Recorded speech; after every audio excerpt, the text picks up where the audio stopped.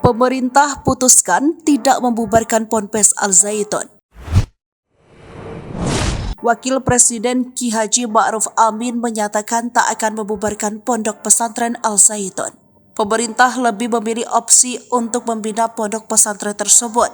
Ma'ruf menuturkan opsi ini diambil agar kegiatan belajar di Pondok Pesantren Al Zaitun tetap berjalan sesuai dengan akidah Islam. Ma'ruf mengakui bahwa banyak desakan dari masyarakat untuk membubarkan Al Zaitun, imbas adanya dugaan ajaran menyimpang di pondok pesantren itu. Namun ia mengingatkan bahwa pemerintah juga harus mempertimbangkan santri-santri yang menimba ilmu di Al Zaitun.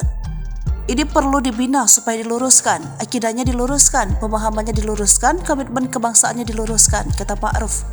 Sebelumnya, Menteri Koordinator Bidang Politik, Hukum, dan Keamanan Mahfud MD mengungkapkan bahwa pemerintah belum memutuskan untuk mencabut atau membekukan izin Ponpes Al Zaitun. Ia mengatakan usul untuk membekukan Al Zaitun sebagaimana disampaikan Gubernur Jawa Barat Ridwan Kamil masih ditampung oleh pemerintah pusat. Menurut Mahfud, tidak ada salahnya dari usul Ridwan Kamil karena ia yang mengetahui kondisi di lapangan. Namun ia menekankan bahwa keputusan membekukan atau mencabut izin Ponpes Al Zaitun belum diambil karena pemerintah pusat mempertimbangkan kondisi di banyak daerah. Keberadaan Ponpes yang berlokasi di Indramayu, Jawa Barat ini sebelumnya menuai perhatian publik setelah sejumlah hal yang dianggap kontroversial mencuat.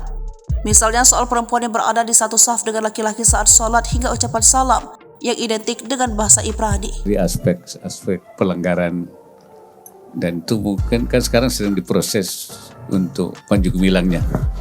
Ya, itu satu hal. Nah, kalau itu nanti ada sesuatu yang sudah saya tidak mendahului, nanti kan ada keputusannya seperti apa. Nah, kemudian pesantrennya ini memang masyarakat ingin banyak membubarkan, menutup. Tetapi memang ada pertimbangan bahwa di situ banyak santri.